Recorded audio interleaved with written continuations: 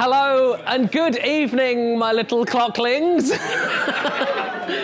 Who's a young father without enough sleep? Who am I kidding? I'm not young. Hello, everyone. Thank you for joining us for this incredibly exciting panel on Clocktower Etiquette, where we're going to share our spiciest takes. Without further ado, please give a massive round of applause to our special guest panelists, Ken Cheng and Holly Musgrave.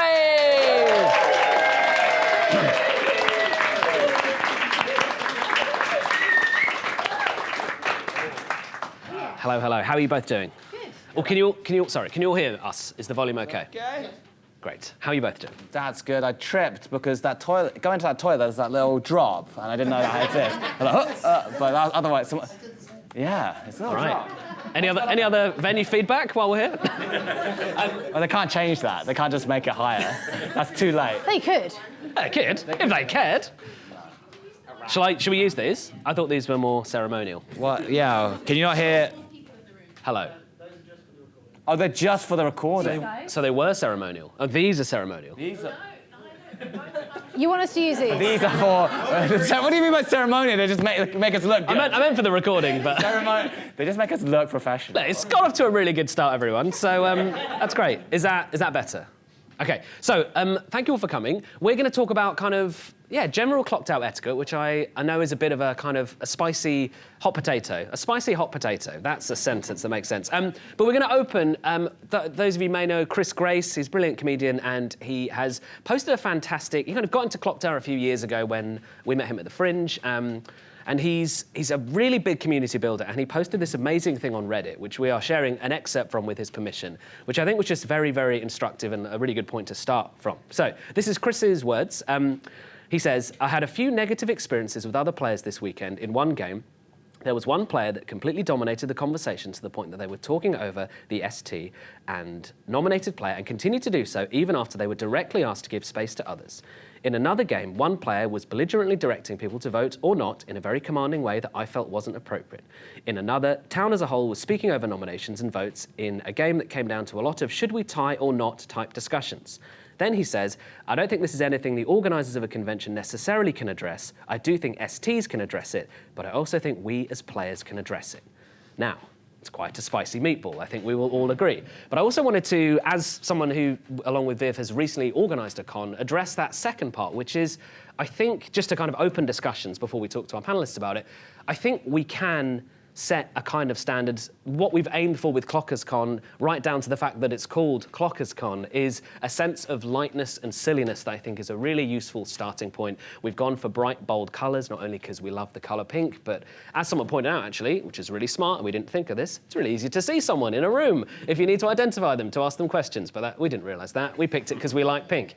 But a lot of ways to make it feel accessible. I've spoken to loads of people here for whom this is, some of them, their first ever game, a lot of them it's their first con, and we're really, really proud of that because we love this game, we love this community, and bringing new players in is essential. Not only is it what I love to do, it's also for the continuation of anything. You need new players and you want to make them feel welcome and that they're not going to feel silly if they get something wrong and that they're going to understand, or even if they don't understand the game, they soon will, and that's okay. So I just wanted to kind of talk about that from my perspective as someone running a con, that I think there are things we can do. This stuff isn't essential, like you can just do a con however you want, but if you want to create an environment that is welcoming and inclusive, I think stuff like this is a good start. So I just wanted to share that as a thing we've kind of realised today, of seeing all you people here and how lovely and friendly you've been. Every game I've been in has been a real delight. I'm not just saying that. I probably would lie if that wasn't true, but I'm not. But you won't know because I'm such a good liar. I'm not a good liar. Generally, the games have been so fun and everyone's been really nice, and I felt really like we've had lots of beginners in games and they felt really welcome. Holly, you played in a beginner game and crushed everyone, so that was good. No, Holly was given the imp token, she'd never choice. So yeah, I wanted to pass it over to you guys, just what you think about that statement in general. It's meant as a kind of starting point for a conversation, and just, general thoughts on this. Do you want to take? Shall I go first? Yeah, go for it, absolutely. Yeah, I think it is down to, I would say first, I agree with John that this con has been exceptional in terms of the vibe. Like, I think you've done a great job. Like, I've run 5 games so far, and I'd can't even think of a single thing I thought, oh, that was a problem, like etiquette-wise. I didn't notice a single thing in 5 games with 15 strangers playing each time, which is amazing. And I've played in a few other like open Clocktower events where there have been problems. Like quite commonly, there'll be just a player who doesn't quite know how to behave around new people. And I haven't seen that at all so far in 75 different players. That's pretty impressive. Like, that's amazing. So yeah, there is something to be said that the event does dictate the vibe. And I think Jon and Viv do a great job at curating a vibe for the people who want to come to these events. That you do that on your stream and the way you advertise it and the way you've built up your kind of, the community and stuff. So I think that's props to you guys, definitely, for that. I'll just say, lastly, generally, I am not that, I think the ST can only do so much. They're having to run the game. And actually, if someone's being like a real problem, it is quite hard to do that much. You can tell them off, but sometimes the problem is they're not doing something that's like very easy to tell off. They're just being slightly annoying. Like the things that Chris said are a problem, but sometimes they're not enough of a problem for the ST to do enough about, like, take them aside and go, okay. It is quite difficult. I do think there is an etiquette responsibility on players to self-police. Like, as players, I generally want players who are always mindful of the experience that they're creating. Like, everyone's sort of like creating an experience for everyone else. I think that's the most important thing for me, is that everyone has that mindset. How much fun am I creating for other players in this game? Yeah, I'll say, I mean, I completely second things about this event. I think it's one of the most welcoming Clocktower spaces I've been in. And I'm also in an immense position of privilege there, where I can be welcomed into lots of spaces because of the work that we've done before. But seeing the way that new players have been treated, players with different kinds of needs have been treated as well, and just different kinds of players have been treated who need different kinds of things from a game or who are looking for different kinds of things. I've seen that kind of throughout the games I've played. I've played 5 games in the last day and a half. And that's not to say there hasn't been like this, or they've all been very quiet, chill games. They absolutely haven't been. Some of them have been really intense. But there has been an etiquette, I think, that's been followed, which maybe is the thing we're discussing today. I think if you give this kind of job to an ST, where an ST is policing the space as well, I say this is I'm a performer, but I'm also a tutor, right? I do a lot of tutoring. You get a space that becomes like a strange teachery atmosphere. And that's not fun it's definitely not fun for the ST, and it's definitely not fun for the players. And yeah, you know what? It's not fun for the ST, and the ST is doing usually a really great job in running something for a group of people. And hopefully they're enjoying it too. Usually they are enjoying it too. But I don't think it should be solely on the ST. I think it can be something like an ST can gently kind of reinforce. But I certainly find that this thing is really important for us as players to be hot on. And I think one of the ways that we can do that as players is I don't think there is a single player, including me, including you, Ken, including Jon, who needs to stop thinking about that. I'm not saying we shouldn't relax and have fun, we should. Apart from me. Oh yeah, apart from Jon's perfect. Everyone else though. Jon's a menace. Sorry, Jon, I forgot. I should have included you in that. That post was about Jon. Chris was in Jon's game every. I thought if I say it, you'll think it's not me. Suckers. But I do think there is this thing that I think we all have to do, and we all have to be diligent doing, because we will all, if we're enjoying ourselves and we love this game, which I think everybody here does, there will be points where we get kind of too hot, too excited, too passionate. That's the game working. That's something beautiful about it. But it's only really in those moments, because we care so much, that it can go wrong like that. And so I think it kind of is down to each of us to be able to, notice, check in with ourselves, check in with the people around us as well. Sometimes after a game, I'll be like, hey, I felt like I was dominating a lot of that. What did you guys think? And hopefully trust and build up communications enough for if that did happen, the person I'm talking to feel comfortable to go, you know what, actually, yeah, you did do that a bit. And me go, cool, let's rectify that next time. But it requires work. It also requires you to feel okay and comfortable with doing something wrong, which is such a hard space to sit in. But we all do, so. Yeah. Any other thoughts, any other things to add before I open the questions? I've got some preset. I'm going to go. So, question 1. What's the most important thing to remember when playing games with others? What is the most important thing to remember when playing games with others? Would anyone like to start? I haven't thought of an answer to this. I'm happy, yeah. Do you want, No, yeah? Go.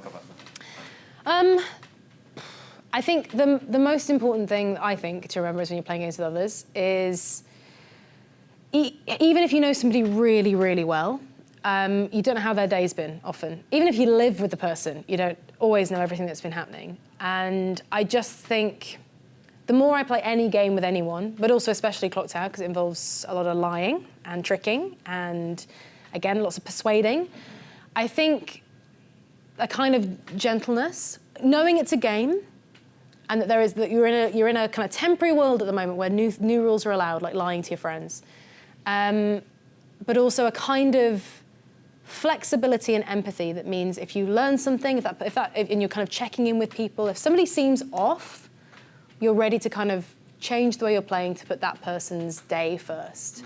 And it's a little bit about safety, but I think more than anything, it's just about creating spaces where you can really enjoy games, because as soon as you've got a safe space for somebody, actually you'll find that they can relax and enjoy themselves. Yeah, I think mine, which I've thought of since you were talking, is actually very similar to that, which is, I think, and this maybe comes from the fact that we make content together a lot, where you have to think about this stuff for the content, but coming at it from what's the coolest story we can all tell is a really fun way to just play the game, where you're like, well, I might lose, but we had this amazing moment where this unbelievable combination of things happened. Like, you don't have to play in a way that you don't feel comfortable with. If you feel like it's a silly move, don't do that, because it would be unique, for example. But if you can put your mind into the space of what is the coolest story we can all tell, and that doesn't like stress you out. Obviously, you don't want to put pressure on yourself. It's got to be fun for you. But the reason I play games is because I enjoy like telling stories with my friends, even if that story is I lost horribly and I really wanted to win, which is usually the story that ends up being told. But that, as a way in, I think is really helpful to just go, what can we do together? And as I say, don't make that like a stressful thing for yourself. If you just want to sit there and play it, that's absolutely fine. But it might be a framework that's helpful for you to think about as you go in, because you're telling the story along with the storyteller with 15 other people. All of whom are going to have their own cool stories to tell. So that might be a way, but it's maybe too much of a content way. Like, maybe you don't want to be telling a story. Maybe you just want to betray your friends. Like, that's fine. Like, that is the game. But it might be a useful framework to pass it through. I guess it's important. Maybe there's a fun way to explore is to ask the opposite question: what isn't that important when you're playing a game with others? And it is ultimately like, winning is not that important, and a lot of the problems come from. Oh, Ken, we can't lie to these lovely people, Ken. I'm masking, don't worry. I'm playing a character up here. It's not important. This is the good guy, Ken. Winning is not that important. No, ultimately, like, any time you win or you've played very well, people are like, yeah, oh, he played really well, and that's it. That's all you get. And then they'll forget it. No one really cares about that. But if you've created a really, like you said, a really great story, everyone shares in that. Ultimately, you have to ask yourself, oh, do I care about winning just for my own ego? And you realize, oh, none of that matters. And what does matter for people to keep coming to the same group or keep inviting each other to play with each other is how have you all added to each other's experience? Like, what is the whole greater than the sum of those parts? If you're someone's only caring about winning, then it kind of ruins the vibe. If you're willing to put that above how other people feel, then you can ruin the vibe. Obviously, we should all play to win, but actually, there's so many more important things, and often you can feel someone like, the reason they dominate is they want to prove something. They want to not only win, but they want other people to go, oh, that person's impressive. But people are not going to think that if they just like dominate the discussion, like, what have they proven? So it's more about really just think about, oh, these things, why are you playing it for these reasons? You can't answer that if you think about that. Anything else to add before I move on to the next question? Okay, we're getting spicy here now. What is your worst breach of Clocktower etiquette? I have a really specific one. Oh, hell yeah, here we go. I was thinking about this panel, and this is the thing that came to mind the most when thinking about etiquette. There's a lot of kind of caveats to this. Firstly, I did this thing knowing I was doing this, partly to find out if this was Clocktower etiquette or not. It's the only way to find out. She was being a real D-bag the whole weekend. Just as a science test. Just experimenting. For science. Yeah, I think the other caveat to this is I did this with my friends who are not content creators. I did this offline in the group that I play with on Wednesdays on Discord, right back in the day when I first started playing. I would never do something like this with a group of people I didn't know. I would never do something like this at an event like this. I did this in order to test like a theory and also to have a conversation with everybody afterwards. Like I went into this knowing we had time to talk about it afterwards, knowing that these were, it's not that bad! Everyone is on the edge of their seat saying, what is this? She teabagged someone. Just experimenting. It's online! I want to see how far I can push it. Sorry if this is too edgy for you. And Ken, I actually think you're going to hear this and be like, yeah, that's fine. Holly just straight up killed a guy. Yeah. But I did this on, a Discord server of people I know who I played with every week, 2 or 3 times a week, who I knew really well and knew would be up for having a conversation about it afterwards. We'd have time to. I literally did it with the sole purpose to have this conversation and work out what are the limits. Because one of the rules is don't be a dick. So I'm like, okay, so is this being a dick or is this lying? You know, and kind of working out the boundaries of that. What I did was, and the reason why I did this is if there is... Holly, stop teasing us. What I did is I edged everybody in the game. Your edging is so bad. You know how if a storyteller makes a mistake, and a character knows, and they out that mistake, which is a totally fine thing to do if a mistake has happened, it basically confirms that player is good sometimes, right?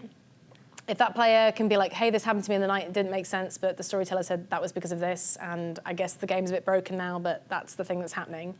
It kind of confirms that that is what happened and that they often are the role that they are saying they are. I wanted to create a situation where we couldn't trust things like that. So what I did is I lied about a storyteller mistake. No, they're even with you soft launching that, they're pretty shocked. It's more than teabagging. It's emotional teabagging. I really thought carefully about doing it as well. I just wanted to create a world in which we didn't always have to trust when a good character had basically had their role confirmed by accident, is what I wanted to do. With a group of people, and I could kind of talk to them about it afterwards. I felt so weird about doing it. It felt horrible doing it. It felt horrible because there was a friend of mine called Hollis, who is still my friend. It sounds like he's stopped talking to me after this. We're still friends. And I was a minion, not the demon, and I got up the next day and went, hey, I don't know if I should use this, but I think Hollis is the demon because Darren woke me up and said, Hollis, who would you like to kill? And I think he just clicked the wrong chat box on Discord. Which is a lie, right? And in this game, we're allowed to lie. But it was pushing it. And I did this, and Hollis was really nice about it, and he was like, well, I don't know why that happened, because I'm not the demon. But I just wanted to see what happened, and we had a whole conversation about it afterwards. And I was like, cool, I did this thing partly because I wanted to talk about how we as a group feel about this. I would never have done this with a group of people I didn't know. And the response was mixed. Like, some people were like, honestly, it kind of threw the game for me, because I thought a storyteller mistake had happened. And some people were like, I think it's fair. I want to know that the evil team can lie about anything, providing they're not bringing the real world in. Like if I'd gone, oh, it's just been a really bad week, I think that would have been a different thing. But I wasn't doing that. I was using the game and the mechanics of the game. Either way, I kind of decided, because there were no one was upset about it, but a couple of people were like, yeah, it's just not how I want to play. I never, ever did that with a group of people again, or with anybody since. But I think it was a moment, again, in a safe place with a safe group of people where I was like, I'm willing to, with this group of people, test etiquette here and see how we feel about this being etiquette. But I would never have done it with a beginner. And I would never have done it with somebody I hadn't played, 10 games with, at least. And I think that's where a lot of this comes from, is don't try anything that could be hurtful or crazy with somebody that you don't know how they're going to respond. But yeah, that's the kind of worst breach of etiquette I've done. Nice. Have you got one, Ken? I'll just comment on that thing because that is actually this kind of thing gets discussed a lot on the subreddit, and there's like what are acceptable lies, and ultimately people all have a different opinion on it. I kind of think that even though I wouldn't do it, and I don't know how I'd feel if someone in my group do it, but I also don't think it's immoral. I don't think it's like against the rules or immoral. So it's not like it's not really breaking etiquette, except that people don't like it that much. But is that a subjective opinion? But that is a thing. A lot of these things there are just different subjective opinions on what is acceptable in a game. And as long as you are playing in a group with your friends, you can decide where that etiquette is. You can always kind of work out where that etiquette is over time. Like someone does something, you can discuss that afterwards, that's fine. At a con with new players, you said you would never do it, exactly. So like you wouldn't make that risk. And I think that's probably the lesson from that, is that like you don't do anything that risky with strangers because you don't know where their etiquette lies. You've got to be safer. Yeah, that's why teabagging. I keep it safe for my friends. I guess it's more H-bagging, right? H-bagging. That's what I call it.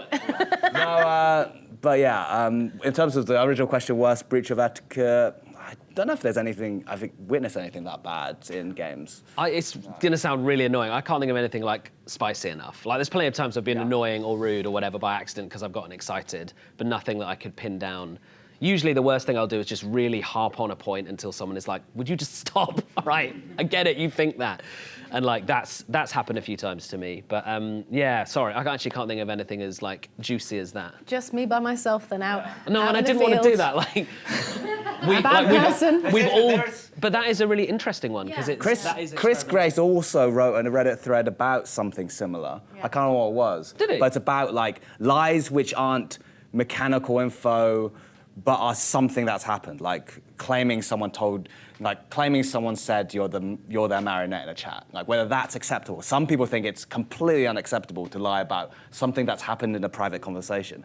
And Oh, really? I don't really agree that it's unacceptable, but some people do think that in the community. Really? Yeah, that's a line for some people, and that's become commonplace because in some streams that is etiquette. That's the default etiquette in the streams. So then people think that is default etiquette everywhere. So we're dealing with quite a visible game in terms of what is the community. So people pick up etiquette from the stream games, from our content as well. Mm-hmm. So that is an interesting aspect, that there is just a lot of disagreement on those kind of things, what you can lie about. In a game that is social deduction about lying, it's interesting, yeah. Yeah, I think like the crucial thing for me is that you don't kind of lie emotionally, if that makes sense. Like this is just my personal boundary. Like if someone gets really angry or upset in a game and then it turns out they've been lying about that, I always feel terrible because I've felt the actual guilt of upsetting someone, which is fine if they're annoyed at me for playing badly or whatever. I mean, it's not really that fun. You shouldn't get annoyed at someone for playing badly. It's fine. Play however you want. But like I can understand that. Whereas if you fake kind of real anger to make your point, for me that is a line, because that is just, that feels emotionally manipulative in a way that is somehow in my mind distinct from the manipulation of we're all just trying to manipulate each other to win the game, which is fine.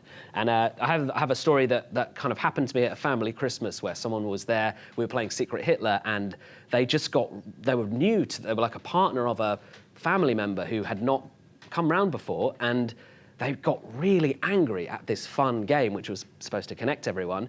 And eventually we were like, all right, I guess whatever you're saying must be true because you're so angry. Also, we don't care that much. It's a fun game.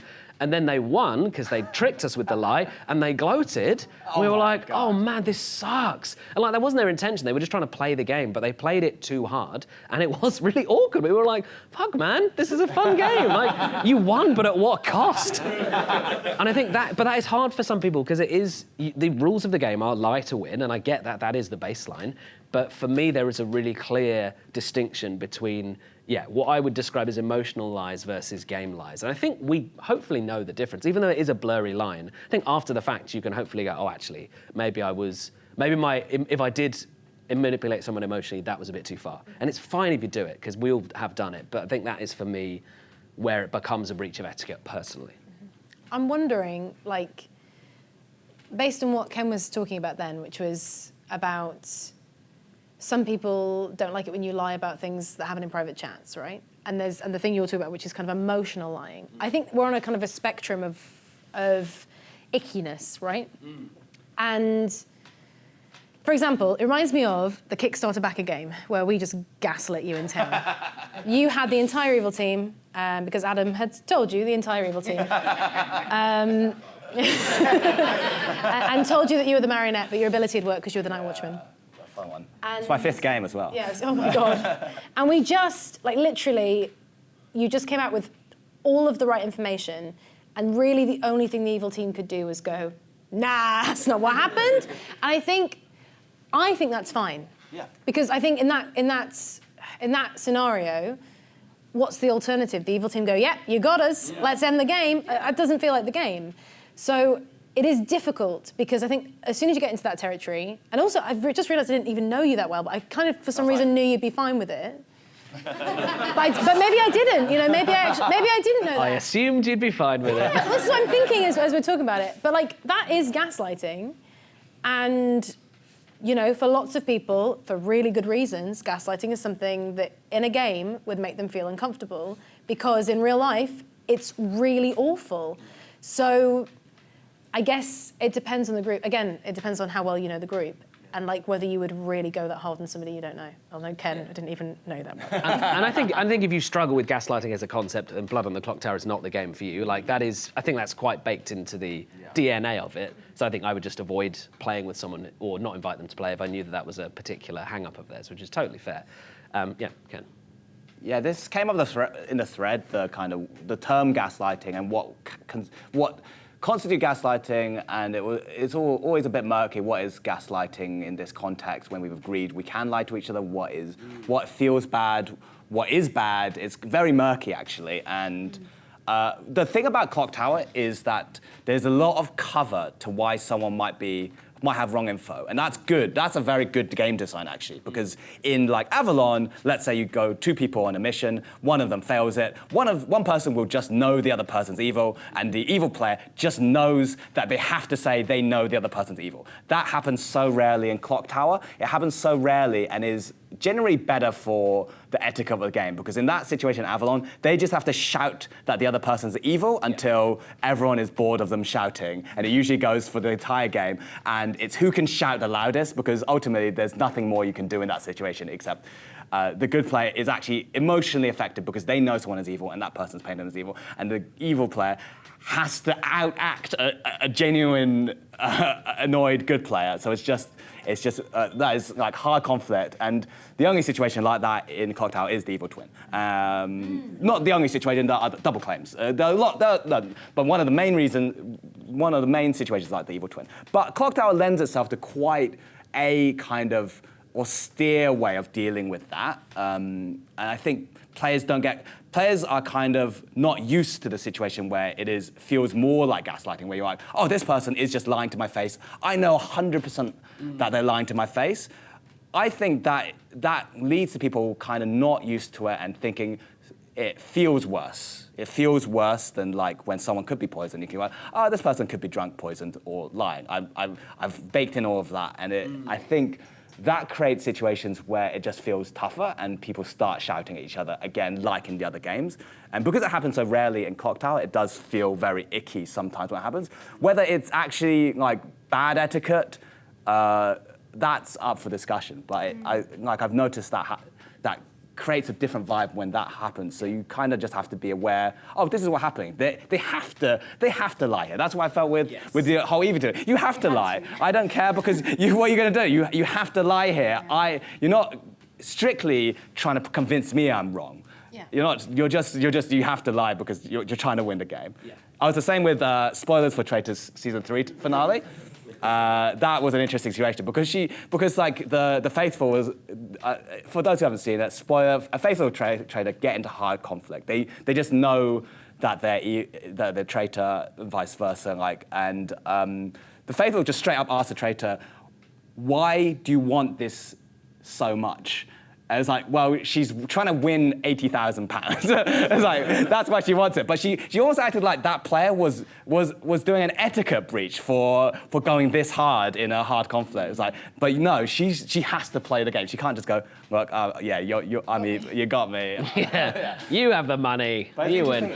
But it just shows me that's universal. People just feel bad in that situation. Yes. And you just have to kind of explore that. Like, that is something that's worth discussing and noticing. Yeah. Anything else before we move on to the next question? I think you've hit on something really great there, which is about how you do it and the attitude. Like in that game, we absolutely made it look like you were lying. We had to do that, but nobody was shouting at you. You know, there wasn't actually aggression there, unless I watch this back and I'm like, whoa, Holly. I don't remember. Apart from someone H-bagging Ken all the time. I don't know who that was. H-bagging in the corner. I Could have been wasn't anyone. even looking. I wasn't even part of it. I was too busy H-bagging. H-banging? H-bagging. 5 evil players in a row. Yeah, oh my God. But I remember you coming out with it and kind of all of us just having to be like, huh? That's I'm so surprised people did believe me. But I think that's because it was received like, oh, well, that's a load of rubbish. Don't know what else I can say about that. Other than, oh, don't listen to Ken, he's rubbish. That's very different. And I wonder if it's about the attitude we do these things with. Like, we have to lie to each other, but providing we're not like diminishing the other person or making them feel small or being aggressive and threatening them in any way, then maybe it's all on the table. Yeah, I guess what you're saying Maybe is H-bagging's destroy fine. them quietly. Well, I'm thinking of, I was in a Legion game yesterday, and it was just I've very rarely been on Legion, playing Legion. Normally I get annihilated by Legion. But it was very interesting just being like, there's so many people here just not agreeing with the people who are correct, but in a really gentle way, being like, no, I don't think it's that. And the few remaining good players are like, oh, I guess I'm wrong then. And it's like, in some ways, that's way more savage than yelling at someone, but it fucking worked. Yeah, it works better, I think. Like, I think that when somebody's really pushing, you kind of go, oh, I don't like that. Whereas if somebody's like, oh, no, I don't think that's it, then you're like, oh, this person's powerful and intelligent and... And handsome. Yeah, it's also how I sexy. lost the last game. When I got Star Pass 2 and I was not on anyone's radar, I was the spy. And then I just went really hard because I got nervous. And they were immediately like, oh yeah, Holly, you were in that game. Holly was like, but what if John's been the spy the whole time? And I was like, fuck. And then immediately lost. So if I chilled out... But you didn't... The thing is, though, is like, you clearly cared about it. Yeah. This is the line. I didn't mind. It was fine. I knew that I'd beefed it. Yeah, at no point in that game, it's the game we played today, at no point in that game were you going, and I was really watching for it because it could be a tell. Oh yeah, Holly reckons she's figured out my evil I have face, your which is tell. fucking It's horrifying. It's this. No, that tracks. That tracks. Fucking hate that. Don't put that on the video. This cannot go out to the internet. I'm doomed. I'll have to do such weird shit with my face too when I'm evil next time. Even as you were the demon on the block, you were going, well, I guess we're just gonna have to hit the empath tomorrow. Like, you weren't being like, well, we can't do this. Yeah, I was trying to make a plan for the future as if the game wasn't about to end. And Holly was like, I think the game's going to end. I'm like, shut up, Holly. You're stop being so right about all of this. But what I'm saying is it works when you back off, right? Yeah, for sure. Right, next question. This is a good one. What defines your most and least fun games? You don't have to say what the game was or what happened, but like, what kind of criteria or what, I don't know, what style of event or game defines your most and least fun games?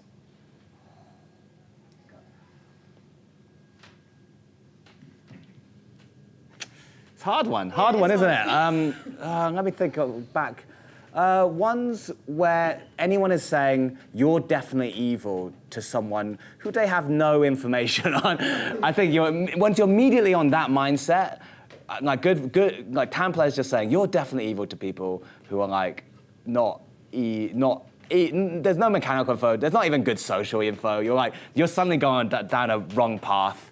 And suddenly there's a lot of tension between good players, and evil kind of just sit back and relax. But it creates a nasty vibe because then players start saying stuff, oh, I'm not going to listen to your info because I think you're definitely evil, which is, I think, a natural human response, quite a common response for people who are quite new to social deduction and new to Clocktower especially. They just don't want to interact with someone they're suspicious of in case they get tricked by them. But it does create a lot of tension because now you just have someone ignoring a player who is on their team and can help them solve the game, but also socially is just another player in the game and shouldn't be ignored. And I think as soon as you go down that route, it's probably going to be a less fun, more tense game. Not to say that doesn't happen normally between people who are just friends with each other. That does happen. That does creep in. But I could see that being the kind of slippery slope to a bad game. I definitely do that a lot. I've done it several times this weekend. You don't ignore you don't go like, I'm just going to. Yeah, but you don't go, I'm going to ignore everything you say. Yeah, and it's usually based off of something that's happened where I'm like, that makes me suspicious. But I do find and I will always apologise afterwards, I think, especially, because I kind of go, I tunneled a bit there and I stopped listening. I just didn't build any worlds where they were good. And actually, it doesn't help the game, it helps you lose. But for me, my least favourite games I've ever been part of, and some of these have been with friends, some of these have been at events, some of these have been for content. I've played so many games over the years. It's when it feels personal. And you know what? That can just be personal to you as well. It could actually not be personal to anybody else in the room, but for some reason it feels personal to you today, in which case you're just not in the right mind to be playing. It can be personal because somebody else has made it personal, by all means. But it can be just that, I'm a very sensitive person. I definitely have gone into games and come out feeling really sensitive and going, I think that was about this, or something like this, or those are my least favourite games where it ends up feeling either like I am being personal to somebody else or somebody else is being personal to me, or I just feel like Holly was involved in this game as opposed to the mechanics. And I think it happens because it's really difficult to suspend all of who you are to play a game. And actually you're using who you are to play these games. And you should be, what people know about you and about you as a person and how you, socialize as a person is part of what you bring into this game. But yeah, I think it's the times where it's felt mean. There have been times in games where I felt mean. There have been times in games where I felt like people have been being mean to me. And honestly, it happens so seldom. It's hardly ever happened. Honestly, it has hardly ever happened. But those are the ones where it feels like, I don't think we're playing the game anymore. Or like, for a moment, this wasn't about the game.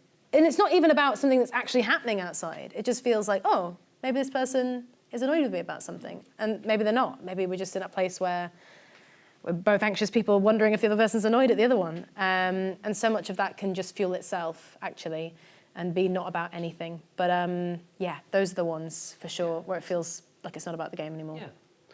Can I grab that, Ken? Did you have anything else? No. In terms of my most fun, I think I really enjoy when players take big swings. And obviously you don't want to do that unless you truly believe in it. Sometimes it doesn't make sense to do that, but any Hail Mary or wild thing that goes either really well or it misses just is always really exciting. And the ones that I've enjoyed less are I had it in my mind and it's just dribbled out of my ear and I can't remember what I was going to say, so I'll move on. And we've had loads of questions submitted while we've been talking. So the one that was submitted that has the most likes, that people most want to know, is what are the main differences in etiquette when playing online and in person? Would anyone like to take a stab at that? Online the biggest difference is that you're on voice and only one person can be heard at any point. You can't have side chats, so one person talking for a long time is really dominating the space. I guess that is also a problem in real life, but people can kind of have side chats and it is easier to pick up cues on when to stop talking or when someone wants to interrupt. Before Blood On The Clocktower, my board game group started as an Among Us group, which we played Among Us 3 times a week in lockdown. It was wild. It was such a crazy time.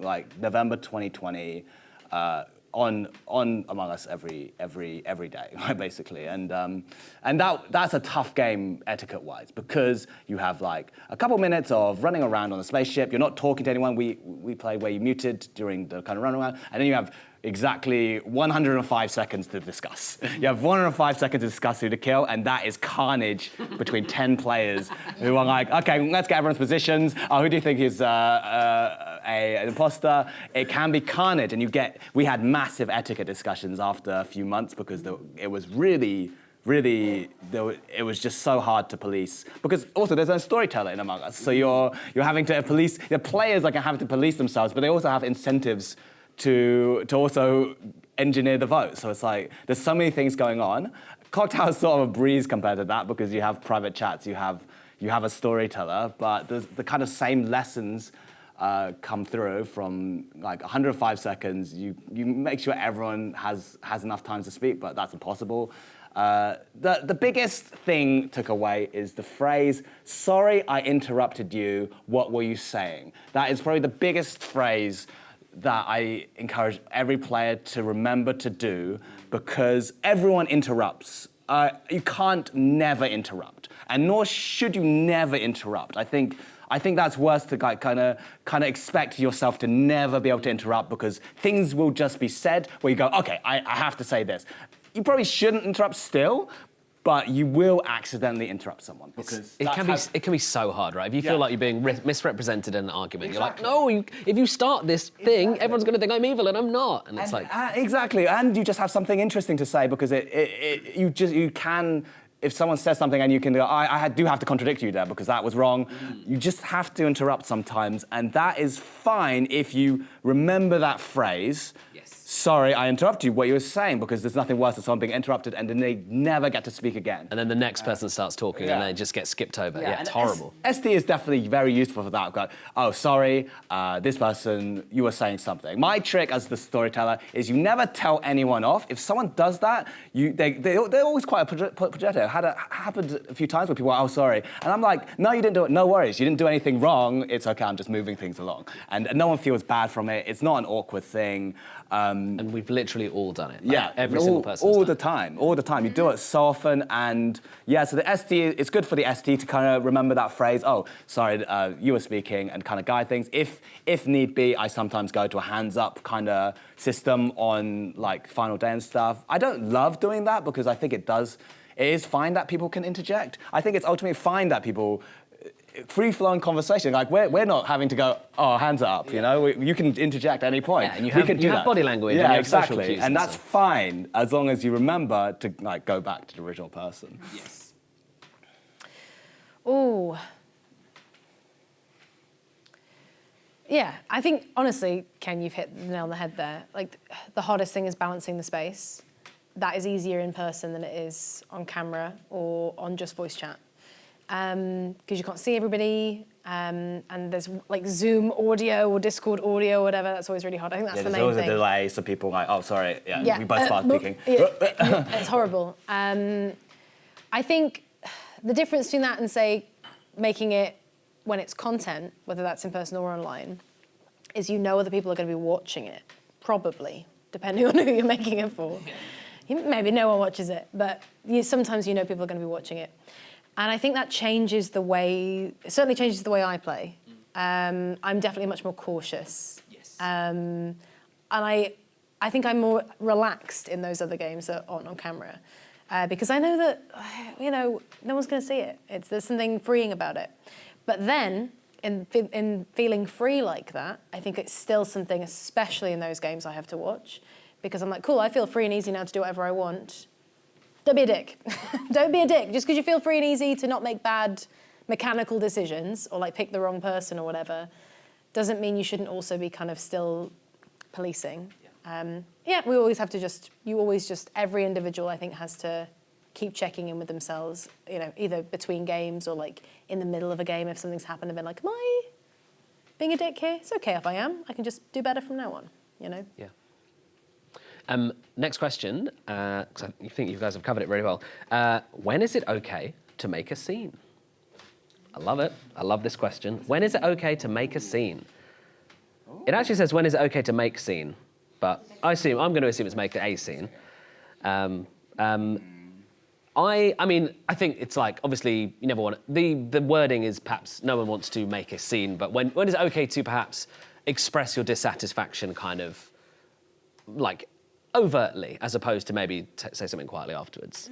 And I suppose if you feel someone has like intentionally offended you, which is very different from an accidental thing. If you feel like you've maybe mentioned it to someone and they've done it again, I think you can and should say something. If you feel someone is actively treating you poorly as opposed to maybe speaking over you and being a bit clumsy, which we've all done, I think personally, if I was a storyteller and I saw that happen, I would think that's okay. Because I think you do have to call that stuff out. I think it's very rare that happens, but not impossible. That's the first thing that comes to mind for me. What do you? And again, that's not making a scene. That's not a bad thing. That's standing up for yourself and having boundaries, which is great. But in terms of what I think the spirit of the question is, that's how I would interpret it.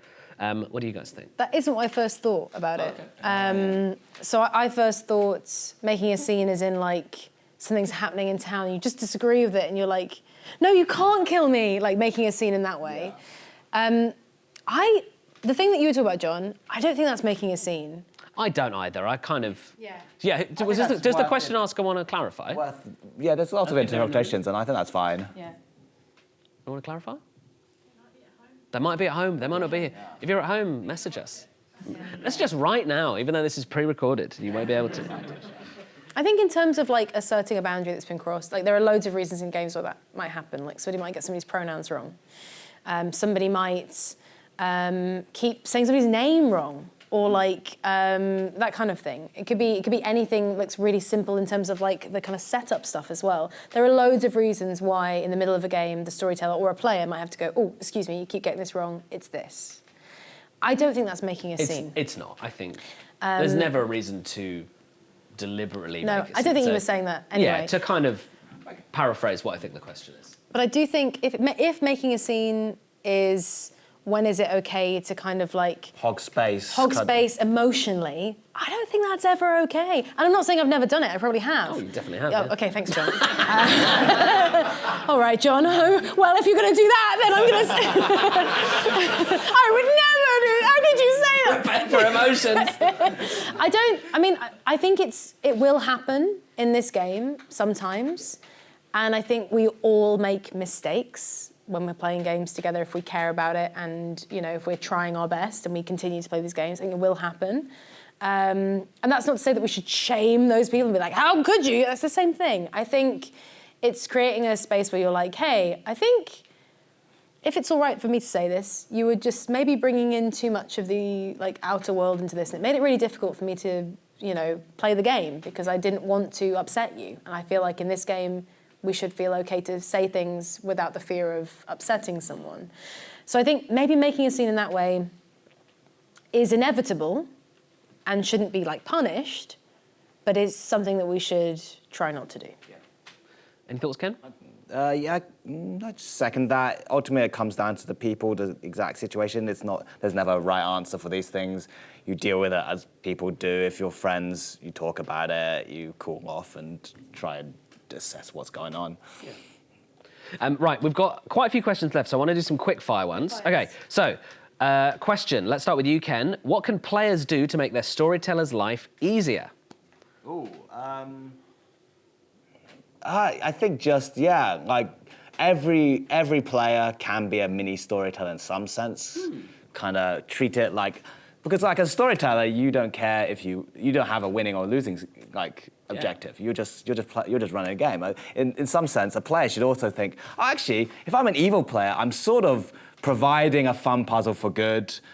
In some ways, like that's also a good way to think about like playing the game. You're like, oh, actually, I'm also providing a story. Every single player. That kind of ties back to what we were talking about earlier, which is like the thing is to have a fun story for everyone. Like that's a great way of looking at it from a gameplay perspective as well. Yeah.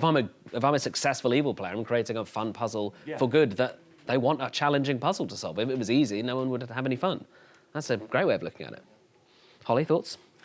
Honestly, I think you covered it. Apart from just like, remembering that the storyteller is also just trying to do their best and giving them the space to speak, things like that. Yes, that's a really good point. Yeah, just like letting them run the game. Not talking over the storyteller.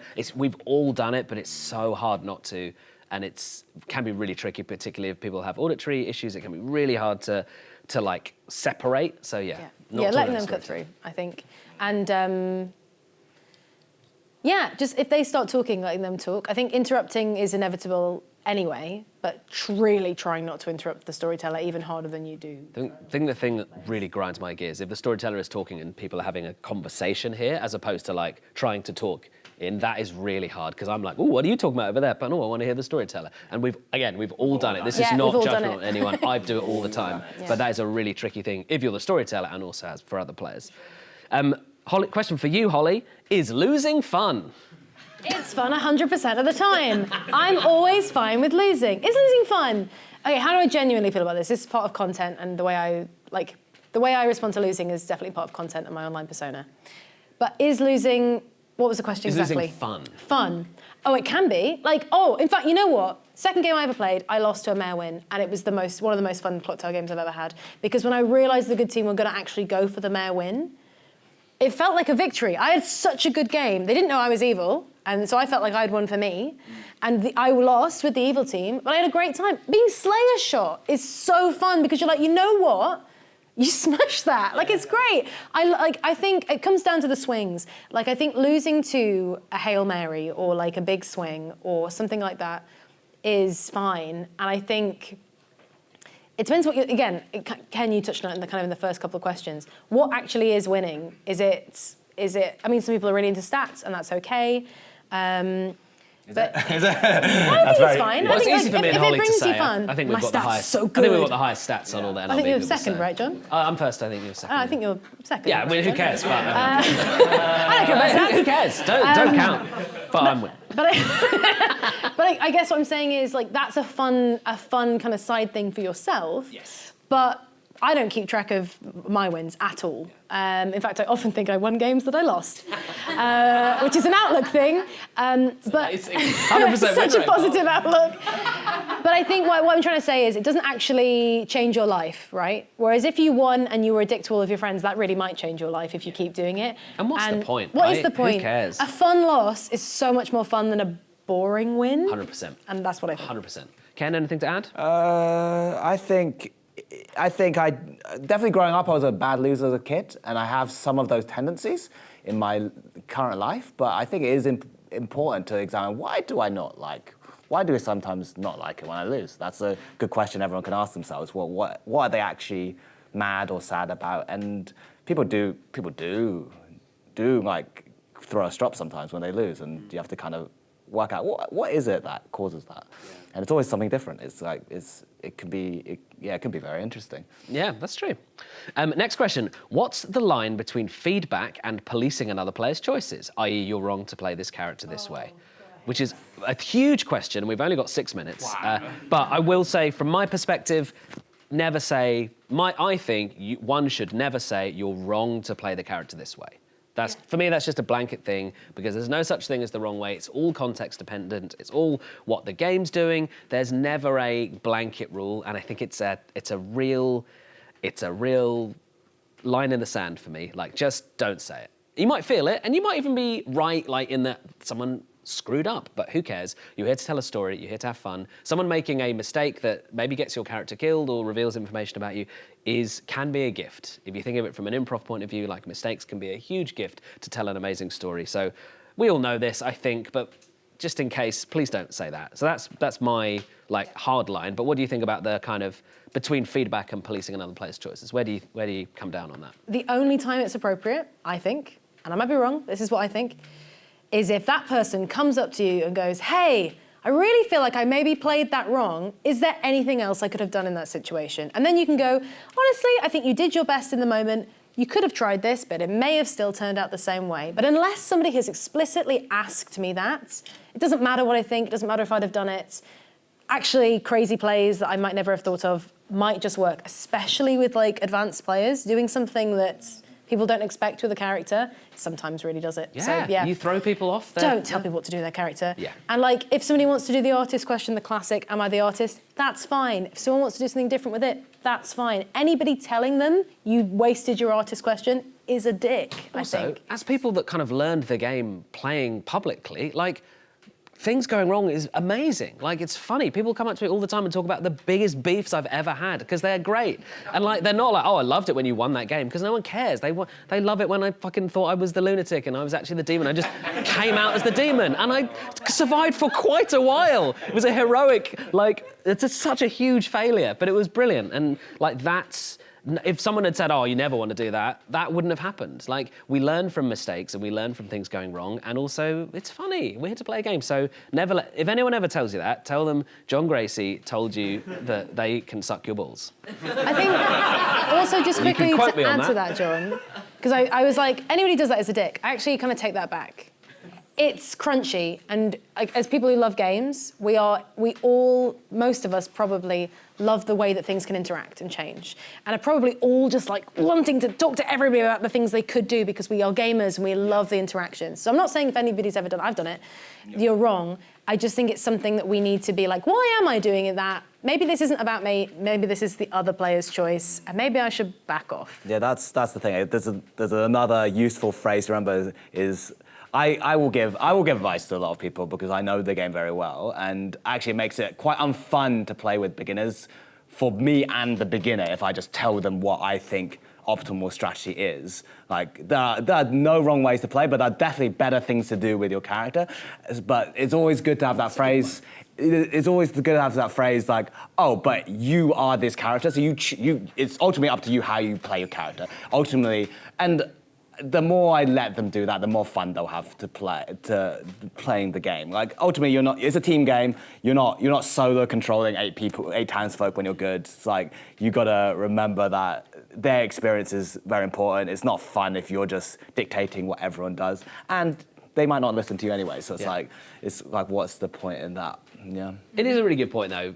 You're right. Like if you're playing with beginners who don't know the game, that can be a frustrating experience, and that's absolutely fine. Just try not to verbalize that because they're learning the game. Yeah, ultimately, you're like, oh, you could do this or do this. I know which one is probably better for you, but I'm not going to push it because you can discover yourself. Yeah, you need to learn. Yeah. All right, we've got 5 questions. I'd love to just get some very quick answers. Yes. So, 10, let's say 20 seconds on each of these.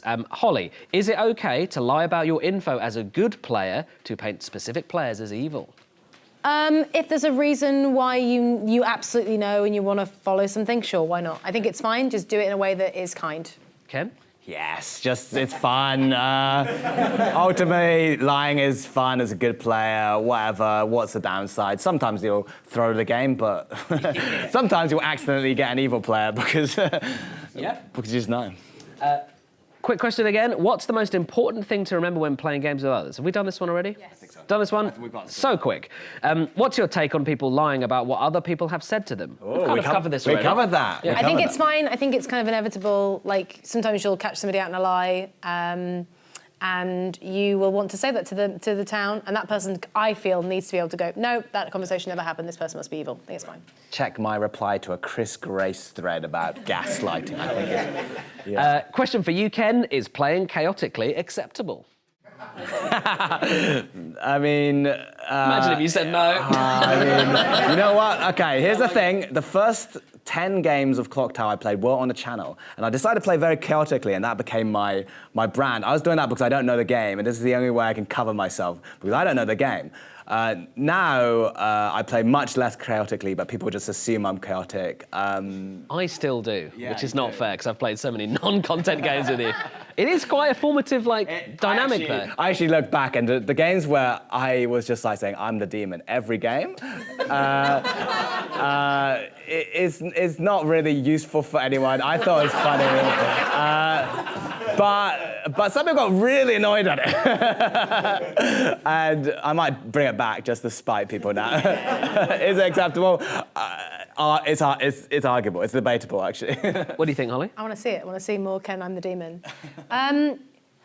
Do you think playing chaotic is fine? I think probably you get to a point where you've played a lot, and actually it's probably one of the ways to keep it fun and interesting is if you're bluffing a different... Like Patters, for example. Oh my God, what an absolute sicko. I love playing that man with has Patters. burned his Clocktower synapses to an absolute nub, and the things he has to do to get his kicks in Clocktower is just absolutely psychotic. Playing with Patters the first few times, I was like, I don't get this. I hope you don't mind me saying this, Patters. I was like, I don't get what you're doing. Yeah, I still this don't. is very confusing. I'm a good player. I'm trying to build a good world, but I can't do it. I actually think it's fine, providing the totally people fine around with you are fine with it. Oh, I thought you meant Patters in particular. You mean chaotic Patters is play? fine. Chaotic plays are fine. Yeah, yeah. I think providing... I mean, because it was lovely, actually. It was playing Clocktower in a completely new way, and it felt like, because I'd played quite a lot of Clocktower by then, playing with Patters, originally I was like, oh, Patters must be evil, because Patters is the saint today, and Patters was the dreamer yesterday. But actually, I think it freshens it up. Providing everybody is kind of like on board, and there's no beginner players, I think it's totally fine. It comes down to the group. Like, is everyone playing on the same page. If like a few people want to play the game optimally and some people want to play the game, there can be a clash. You have to find that middle ground with your group, but Clocktower is quite stupid, really. It's not that balanced. Whoa. It is quite a stupid. It is quite a dumb Look at the game. crowd. What are you doing? Let's all admit that it's a really stupid game, and stupid things happen. Let's and actually, we should embrace. Let's use this as the clip for the. This is it. It's a stupid game. And anyone who likes it is stupid too. No, everyone who likes it embraces the fun. I think we all know it is pretty silly. Sometimes you want to play a game where you're optimizing, but actually embracing the chaos is ultimately fine. Yeah.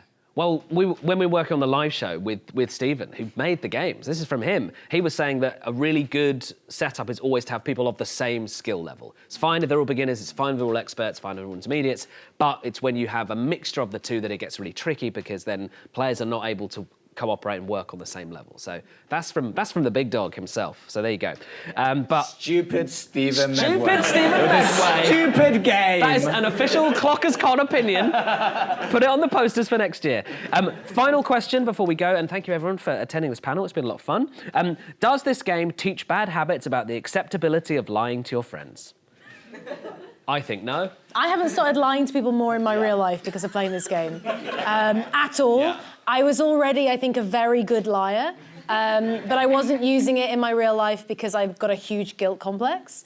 Interesting. And I actually I'm a great liar, I just choose not to.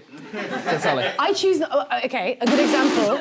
I told Suga this just before we came in here. When I was a kid, I was the kind of person who, if I would go up to my mum and be like, hey mum, somebody took the last cookie, and she'd be like, who? And I'd be like, me! I can't lie if it's real. You're a shit liar, Holly, is what you're saying. Not in a game, though. I'm clearly very good at lying in a game. I think if you're evil, you are, not if you're good. Yeah, well, I'm usually not lying if I'm good. I'm telling everybody everything. But what I mean to say is, no, it doesn't, providing you can separate life and the game. And if you can't separate life and the game, I don't think it's a wise thing to be playing the game, personally. I think people who like lying in real life don't need social deduction because the whole world is social deduction. The people who play this game love it because it's a playground where the rule is you are allowed to lie. That is so true. Compulsive liars have no interest in this because we were like, well, I lie all the time to like make my family feel bad about stuff. It's like, why would I play this game where there's a stupid demon? What's the point of this low-stakes lying? Doesn't matter. They're not drawn to this game. I have the same. I can't lie in real life. I hate it. Yeah. Yeah, I mocked you. I actually think I would be a good liar, but again, way too scared to ever do it. So, hey, it's like, I'm great at sex, but I never have sex. That's what I'm saying. But there's no proof of that. No one can prove me wrong. Well, I think that's a great point to end. So, massive round of applause for our panelists, Holly and Ken. Thank you so much for coming. This is the last panel of the day. So I think we're going to turn this into a game space. Everybody wants to run some games in here. Hopefully we've all got some more games booked in, but if not, feel free to start one here, go for a roam around. I'm going to go and join another game in half an hour or so. Thank you so much for coming. Thank you.